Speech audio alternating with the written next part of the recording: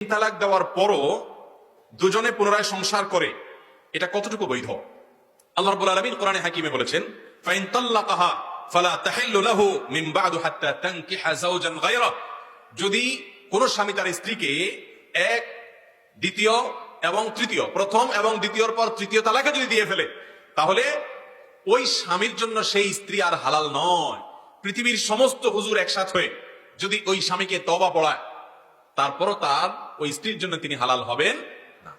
এমনকি কাবা শরীফের ইমাম সাহেবকেও যদি আপনি নিয়ে আসেন আর তিনি আইসাও যদি তওবা পড়ায় দেন, তাতে কি হবে না? সংসার আর জোড়া লাগবে। আমি সবসময় বলার চেষ্টা করি, যারা বিবাহিত তারাও শুনে রাখেন, যারা অবিবাহিত তারাও শুনে রাখেন।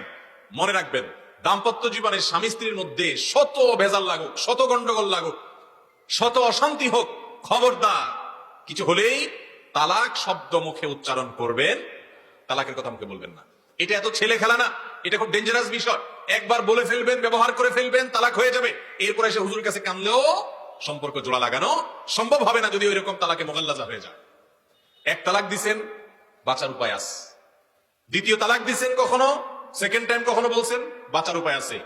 এরপরে যদি তৃতীয়বারও বলে ফেলেন তো শেষ, আর তাকে স্ত্রী হিসেবে গ্রহণ করতে পারবেন। এমনকি নতুন করে বিয়ে পড়ালেও সম্পর্ক আর জোড়া লাগা যাবে। কত মানুষ আমাদের কাছে এসে চোখের পানি ফেলে দেয় যখন মাসালা জিজ্ঞাসা করতে আসে। মাসআলার উত্তরে দেখা যায় যে তালাকে মোগাল্লাজা হয়ে গেছে এবং স্বামী স্ত্রী হিসেবে আর থাকার সুযোগ নাই। নতুন করে বিয়ে পড়ালেও কোনো কাজ হবে না। এই মাসআলা শোনার পর এক দুইটা বাচ্চাও আল্লাহ দিয়ে দিছি, সুন্দর সংসার। শয়তানে মাথা গরম করায়া তালাক দেওয়াই দিস, মানুষরূপী শয়তানরা ফুসলিয়া ফাসলিয়া তালাক দেওয়াই দিস। এরপর চোখের পানি ফেলে, কিন্তু জোড়া লাগানোর সুযোগ আর।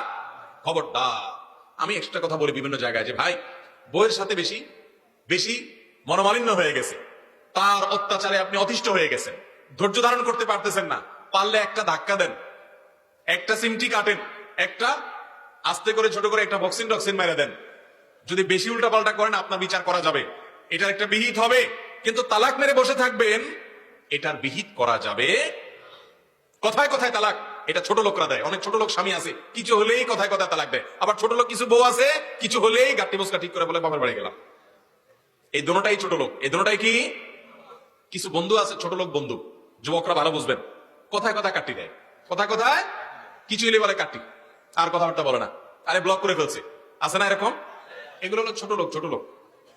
ঠিক একইভাবে ওই স্বামীগুলা ছোট লোক, যারা কিছু হলেই তালাকের কথা বলে। ওই মহিলাগুলো ছোট লোক, যারা কিছু হলেই বলে তোমার সংসার রেখে আমি বাবার চলে গেলাম। কি বাবা, একটা সম্পর্ক এমনি এমনি হয় না, বিধায় খুব সাবধান থাকতে হবে। তৃতীয় তালাক যদি হয়ে যায়, তারপর ওই মহিলার অন্য কোথাও বিয়ে হলে, সেই স্বামী তাকে কখনো তালাক দিলে, কিংবা সেই স্বামী মারা গেলে, তারপর ওই আগের স্বামী যিনি তিনটা তালাক দিয়ে ফেলেছিলেন, তিনি চাইলে আবার নতুন করে বিয়ে হতে পারে। কিন্তু এত দূর এত কেন কিন্তু পার হওয়ার পরে, সেটা আবার এই কন্ট্রাক্ট ম্যারেজের মাধ্যমে না, সেটা আবার এই তথাকথিত হিল্লা বিয়ের মাধ্যমে না। হিল্লা বিয়ে যে পড়ে, যে পড়ায়, যার জন্য করা হয়, এদের সকলের প্রতি লানত বর্ষণের বদদোয়া করেছেন নবী করিম সাল্লাল্লাহু আলাইহি ওয়াসাল্লাম। বিধায় অভিশপ্ত কাজ কোন মুসলমানের জন্য জায়েজ হতে পারে না।